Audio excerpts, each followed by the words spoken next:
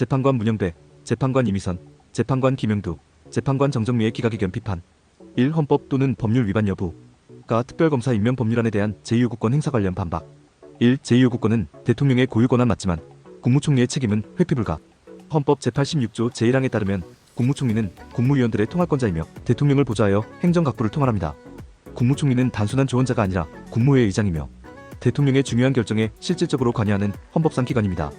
특히 국무회의에서 제2요구안을 의결한 상황에서 총리가 이를 방조하거나 조장하지 않았다고 판단하기 위해선 최소한 적극적으로 반대하거나 제동을 건 기록이 있어야 합니다.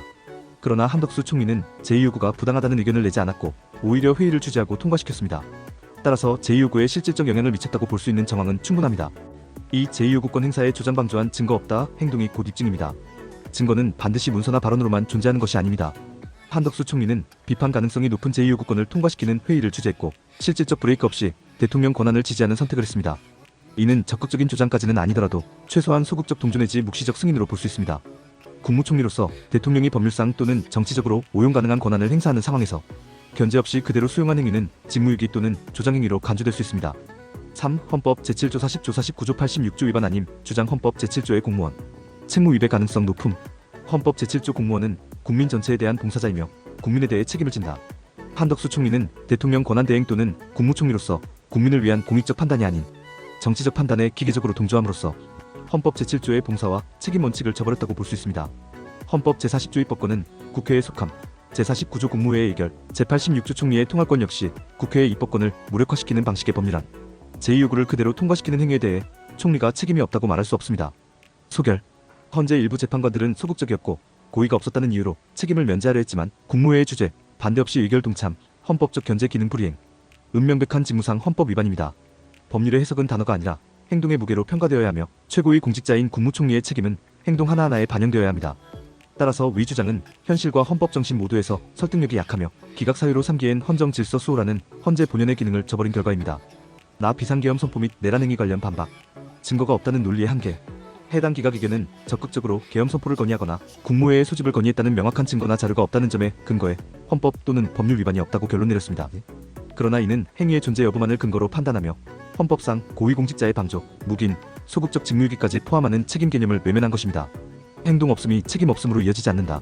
피청구인은 헌법상 대통령 권한대행으로서 비상계엄 논의 및 실행이 국민 기본권과 민주주의 질서에 중대한 영향을 미치는 사안임을 누구보다도 잘 알고 있었음에도 불구하고 어떠한 견제나 제동도 하지 않았습니다. 이처럼 직무상 권한이 있음에도 적극적으로 제지하지 않은 것은 헌법상 직무유기 혹은 헌법적 책무의 방기입니다. 국회 결의 이후에도 소극적 태도는 문제. 비상계엄 해제 요구가 국회에서 결의된 이후에도 피청구인은 대통령에게 국무회의 소집을 촉구하거나 해제를 권고하는 공식적 행위를 하지 않았습니다. 이는 단순한 소극적 자세가 아니라 국민의 대표기관인 국회의 판단을 무시하고 헌정질서 파괴 위험을 방조한 책임으로 해석될 수 있습니다. 국무총리는 사후적 책임에서 자유롭지 않다. 내란 행위에 해당할 수 있는 계엄 시도와 관련하여 피청구인이 사전 또는 사후의 헌법적, 절차적 정당성을 부여하지 않도록 제동을 걸 의무가 있었다는 점은 명백합니다. 헌법 제86조는 국무총리의 대통령 보좌 책임과 행정통할 기능을 부여하고 있으며 이는 국정위기 상황에서 침묵이 곧 책임이 되는 구조를 내포하고 있습니다. 소결. 적극 가담이 없었다는 이유만으로 위헌적 계엄 시도와 관련한 피청구인의 책임을 부정한 것은 헌법기관의 수동적 직무, 태만을 사실상 면죄부로 인정하는 셈입니다. 직무상 의무를 소극적으로 방기하고 헌정질서, 훼손 가능성을 방치한 점만으로도 헌법상 책임을 물을 수 있는 충분한 사유가 됩니다. 다 공동 국정운영 관련 반박. 담화문의 실질적 효과와 정치적 메시지 무시. 기각 의견은 피청구인의 담화문을 단순히 민심수습과 행정부 여당 협력 의지로 해석하지만 해당 담화는 단순한 수사적 표현이 아니라 입법부 여당 대표와 행정부 권한대행의 국정, 공동운영을 공식화하는 정치선언에 가까운 성격을 지닌 것이었습니다. 특히 탄핵정국에서 대통령 권한대행과 여당 대표가 공동 국정운영 구상을 발표한 것은 삼권분립 원칙의 경계를 침범하는 중대한 정치행위입니다. 헌법 제66조 제4항, 제74조 제1항 위반 가능성. 헌법 제66조 제4항은 대통령이 국가의 원수로서 국정을 총괄한다고 명시하고 제74조 제1항은 국정 전반에 대한 통할권이 대통령에게 있음을 규정합니다. 피청구인은 대통령 권한대행일 뿐이며 여당 대표와 공동 운영을 발표할 권한도 정당성과 절차도 존재하지 않습니다. 대통령이 아닌 권한대행이 입법부 수장격인 여당 대표와 공동 국정운영을 선언하는 것은 사실상 행정부의 정통성 문제를 야기하며 대통령제 정부 형태의 근간을 훼손할 수 있습니다. 직접적 근거나 사례 없음은 충분한 방어 근거 아님. 직접적으로 공동운영했다는 증거가 없다는 판단은 의도와 책임의 본질을 회피한 논리입니다. 법적 판단에서는 행위의 상징성, 사회적 메시지, 헌법적 질서에 미치는 영향까지 함께 고려되어야 하며 해당 담화의 시점과 맥락은 권한을 초월한 국정운영 개입이라는 해석이 충분히 가능한 사안입니다. 탄핵 정국에서 정치 중립성 훼손, 대통령에 대한 탄핵이 진행되는 민감한 시기에 대통령 권한대행이 여당 대표와 국정, 공동운영을 언급한 것은 정치적 중립 의무를 위반한 것으로 볼 수 있습니다. 권한대행은 대통령이 아니며 정치적 중립성과 헌법적 절차 존중을 최우선으로 해야 합니다. 이는 단순 의지 표명으로 간주할 수 없는 중대한 행위입니다. 소결. 피청구인의 공동국정운영 발언은 단순한 협력 의지, 표명이 아닌 대통령제 원칙과 권한대행의 한계를 혼동케 하는 헌정질서, 왜곡적 발언이었으며 이를 경시하고 면책시키는 것은 헌법이 보장하는 권력분리 권리를 형해화시키는 위험한 해석입니다. 라 특별검사 후보자 추천 일에 관련 반박. 실질적 기간이 약 10일에 불과하다는 주장에 대한 반박. 10일이라는 기간은 단순히 날짜상의 계산일 뿐이며 그 정치적 헌정적 상황의 중대성을 감안하면 결코 짧다고 볼 수 없습니다. 특히 국회가 특검 수사 개시를 명확히 의결한 상황에서 대통령 권한대행이 추천 의뢰조차 하지 않은 행위는 단순한 지연이 아니라 의도적 거부 또는 회피로 해석될 수 있습니다. 또한 대통령이 부재한 국가비상 상황에서 권한대행이 특검 후보자 추천을 지체 없이 의뢰해야 한다는 요구는 헌정질서, 수호 차원에서 매우 엄중한 책무입니다. 검토 시간이 필요했다는 주장의 모순. 기각 의견은 특검 후보 추천위원회의 구성 규칙에 문제가 있을 수 있어 피청구인이 검토할 시간이 필요했다고 하였지만 이는 매우 형식 논리적인 회피입니다. 이 규칙은 헌법재판소의 권한쟁 의심판이 계류 중이라는 점 외에 실제로 추천 의뢰가 불가능하다는 법적 장애는 없었습니다. 오히려 그럼에도 추천 의뢰를 회피한 점 자체가 탄핵 소추 사유의 핵심이라 할 수 있습니다. 즉, 지체 없이라는 문구 해석보다 더 중요한 것은 행정부 수장의 정치적 중립성과 헌법상 책임의 이행 여부입니다. 수사 지연, 공범 도피 가능성에 대한 증거 없다는 주장 반박. 헌법상 탄핵의 요건은 형사적 증거의 존재가 아니라 헌법 또는 법률 위반이라는 사실의 인정입니다. 특검 후보 추천 의뢰를 의도적으로 지연시켜 수사 개시 자체를 방해한 행위는 실질적 위헌이며 이는 곧 대통령 권한대행으로서의 의무 불이행이자 국회의 입법적 결정을 무력화한 행정적 월권으로 평가받을 수 있습니다. 공범 도피나 증거 인멸의 직접 증거가 없더라도 수사기관의 수사 착수 자체가 늦어졌다면 그것만으로도 헌법상 직무상 의무 위반에 해당합니다. 지체 없이의 불명확성 주장 반박. 특검법 제3조 제1항의 지체 없이라는 표현이 모호하다는 주장은 해당 규정의 입법 취지를 간과한 것입니다. 입법자는 이 조항을 통해 특검법 발동 시 행정부가 빠르게 후보자를 의뢰해야 한다는 긴급성과 신속성을 전제로 둔 것이며 대통령이 부재하고 탄핵 중인 상황에서 권한대행이 주저한다면 이는 곧 민주적 통제 시스템에 대한 거부행위로 간주될 수 있습니다. 소결. 10일간 안 했을 뿐이라는 주장은 헌법상 고위공직자의 직무상 자기 의무와 정치적 책임에 비춰볼 때 설득력이 부족합니다. 피청구인이 헌법상 자기 의무를 회피하여 국회의 결정과 사법수사를 지연시킨 점은 명백한 탄핵 사유이며 위헌적 직무유기 행위로 평가받아야 마땅합니다. 형식적 절차만 따져서는 안되며 헌정 위기를 막기 위한 권한대행자의 책임을 고려한 실질 판단이 요구됩니다. 헌법재판관 임명, 부적의 관련 반박 논거. 1. 임명 의무는 단순 자기 의무가 아닌 헌정 질서 수호의 핵심. 재판관 기각 의견은 임명 의무는 인정되나 피청구인의 발언이 임명 거부의 종국적 의사라고 단정할 수 없다고 판단합니다.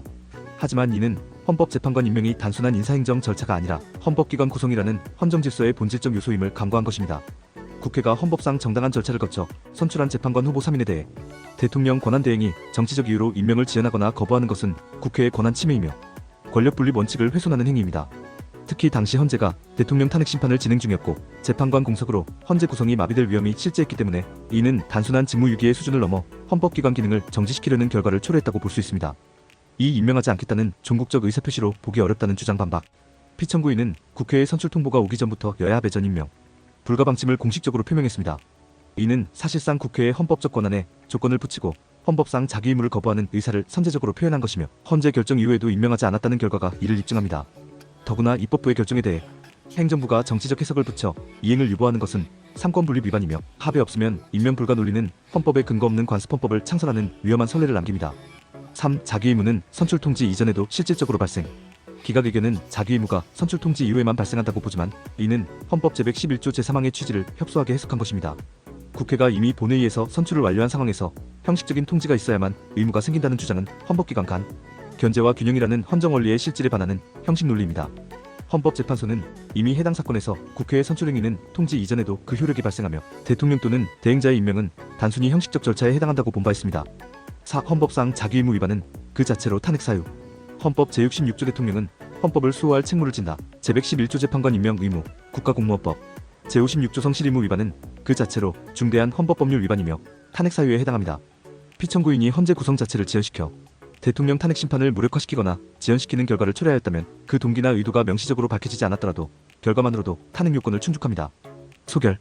헌법재판관 임명 지연은 단순한 행정적 판단 유보가 아니라 헌법기관 구성 방해라는 중대한 헌정 침해 행위입니다. 피청구인의 자기의무 위반은 명백하며 그 결과가 헌법재판소 기능, 마비와 탄핵심판 지연으로 이어졌다는 점에서 탄핵소추 요건인 헌법법률, 위배와 직무상 중대성 요건을 모두 충족합니다. 이 피청구인을 파면할 것인지 여부 반박 논거. 1. 탄핵제도는 목적보다 결과 중심에 위헌 판단체계.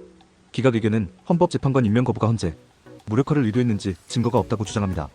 그러나 탄핵제도의 핵심은 행위의 의도가 아니라 결과의 중대성입니다. 탄핵요건 헌법법률 위반 그 위반의 중대성, 고의성이나 내면의 목적까지 입증할 필요는 없음.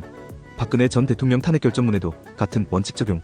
피청구인의 임명 거부 행위는 결과적으로 대통령 탄핵 심판을 진행할 헌법재판소의 구성 지연 및 기능 마비를 초래했고, 이는 헌정질서의 중대한 침해로 평가되어야 합니다. 이 정치적 갈등이라는 사정은 위법성 판단의 고려 요소가 아님. 기각의견은 정치적 갈등 상황에서 임명 지연을 불가피한 것으로 감안하지만 이는 헌법상 의무를 무력화시키는 면죄부가 될 수 없습니다. 헌법 제111조 제3항은 국회 선출, 대통령 임명이라는 엄연한 역할 분담을 정하고 있습니다. 대통령 권한 대행이라 하더라도 자신이 동의하지 않는 국회의 선출 결과에 불복하거나 정치적 합의를 전제로 이행을 유보할 수 있는 권한은 부여되지 않았습니다.